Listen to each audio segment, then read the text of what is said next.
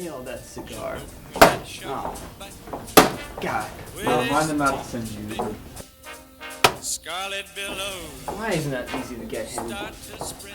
They should send me a cube. I'll take him out in the parking lot. Cigalos, though, where's old Maggie Heath,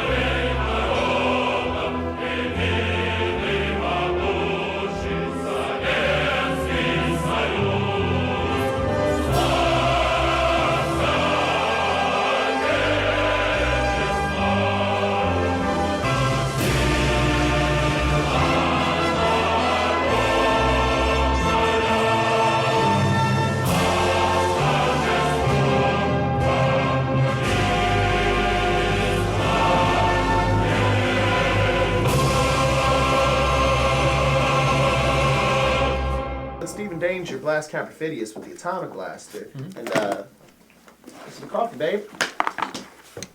Oh, damn it, Buck. I have to redo this whole damn form. So anyway, blast him with the atomic blaster. Then he goes after the Synchronotron. Sir, could we just get to the interrogation part? Nonsense. I want to hear more about this Descentator. So anyway, episode 13, Stephen Danger and the Plutonian Gambit. The Count and Buttons, his robot, they build a Synchronotron to disintegrate the moon and bust up the tides. But then Stephen Danger manages to remove the plutonium generator, which... Plutonium? Yeah. There's no way you could power a device of that great magnitude with plutonium. I needed a fusion-boosted reactor to power my death ray. And where exactly is this death ray? Oh, it's in the garbage where it belongs. Couldn't even vaporize a hedgehog. Did a pretty good job with the rats in the lab, but yeah, all worth it. Try not to destroy this one, Buck. What's this here? Remember, that's the arresting officer's report? The whole reason why we're here on a weekend? All right. Just let the men do the work. You just sashay on back to your desk and gossip with the other gals. It says, suspect was apprehended in the food court of the Natural History Museum wearing nothing but long johns and a hat. When questioned, witnesses reported that the suspect simply appeared at the front of the line for food in a flash of light. I'll take it from your doll face.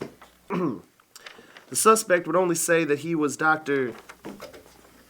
Vasily Alexandrovich Antonov of the Union of Soviet Scientists, and that he would like a hamburger.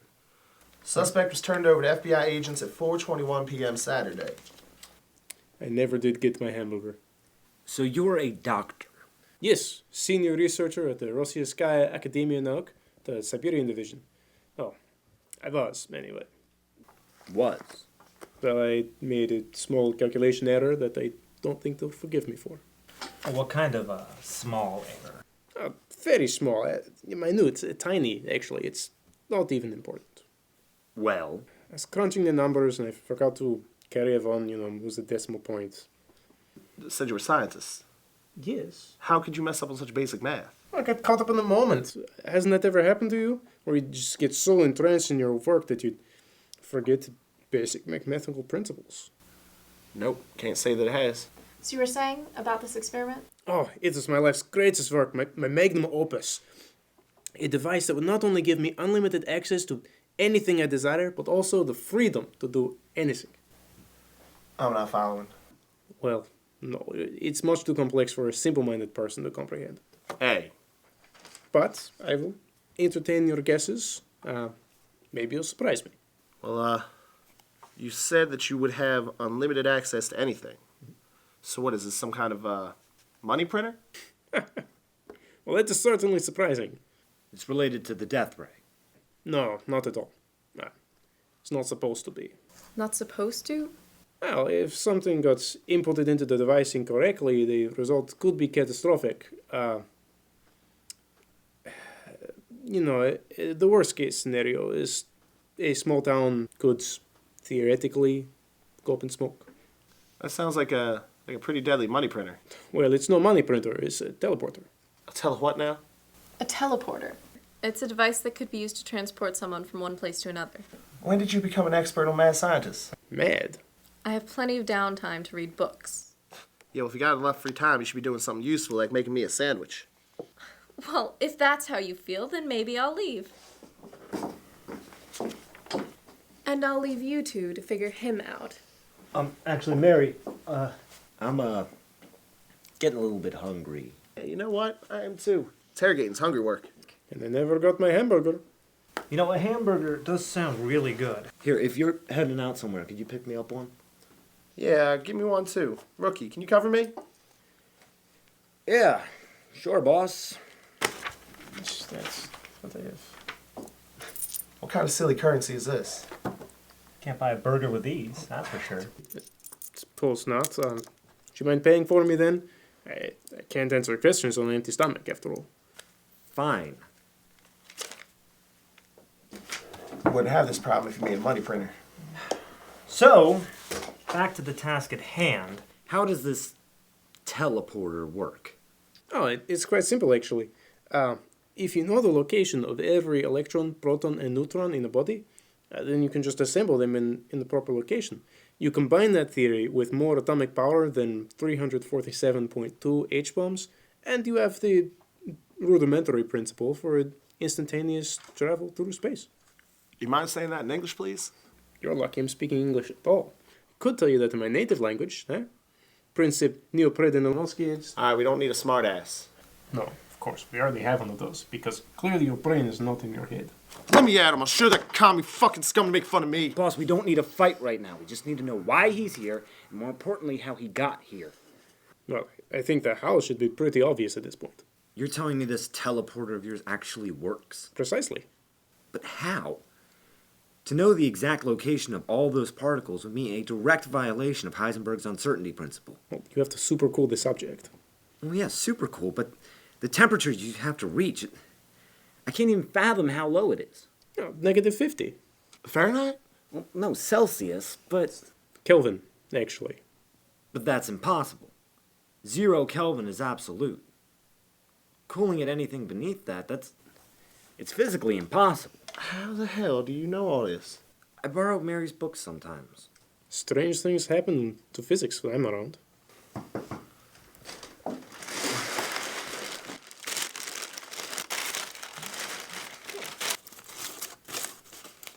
Wait a minute. This one has pickles. Well, if you didn't want them, you should have told me before I left. Yeah, give them to me. The carbohydrates are optimal energy for new experiments. Mary, where's the ketchup? They ran out. How the hell do you run out of ketchup? Quite easily when it's afternoon on a weekend. Well, you do not need ketchup. It distracts from the juiciness of the tomato already in the burger. What this really needs is some mustard and horseradish. Horseradish? On a burger? What kind of mad doctor are you? Can't you be mad? Why must I always be mad with you? Simple fact, really. I mean, first off, you have a death ray. Head. And then you're talking about teleporting here, breaking the laws of physics, show up in long johns and a hat. And to top it all off, you can't even make a money printer. Come on. Speaking of which, why did you show up in just long johns and a hat? Is it only some materials can go through the teleporter? Oh, no. This is just what I was wearing when I decided to try using it. But why were you wearing that? It's cold in Russia. But wouldn't you wear something bulkier? Well, it's not that cold. Well, do you have the teleporter on you? Of course not. Are you mad? Something that requires such immense energy could not be made portable. Not with today's technology, anyway. So then what happened to the teleporter after you came here? That is a good question, actually. How are you planning on getting back? Oh, I wasn't. Did I not tell you? I'm on the run. Because of your air. Yes. Just how bad was this air? Oh, it's not that bad. You said that if you inputted the numbers wrong into the device, that the results would be catastrophic. You could blow up an entire town. That sounds pretty bad. Only if the town was important. This was a little village, 300 casualties tops. Casualties. Oh, yes, the explosion was quite proficient. I don't think anyone was merely injured. So, let me get this straight, Doctor. You blew up an entire village. Yes, did I slip back into Russian again? So you're a murderer. The terrorist. It was not on purpose. It doesn't matter if you did it intentionally or not. The fact of the matter is, you committed a war crime. Did the Soviets know about this? Of course, I am on the run, am I not? Oh, wait a minute. What if this is a ploy to make them think that we hit them? What if they want us to think that he blew up a town so that we think he defected? Then that's stupid. Hold on a minute. Maybe, just maybe, he wants us to think he blew up a town so that we'll think he defected. That would allow him to infiltrate us so that he could give our secrets to the Soviets. That's it. You two are morons. You trying to start World War III, Doctor? No, are you a spy? No. Are you mad? Getting quite angry at your accusations. Well, this is our land, and in our land you play by our rules. Maybe I should have gone someplace nicer then, like France or Uganda. Uganda. It's farm there. Look, I want a straight answer from you. What are you planning? Nothing. Answer me! No need to raise your voice, you pig. Is this how you Americans deal with problems? It is when you mad scientist types refuse to give me a simple answer. Mary, clean that up. What? You heard me. Do your job. No, my job is to file papers, make appointments, and fill out reports, not be a maid and clean up after your childish outbursts, you slob! I hate pickles.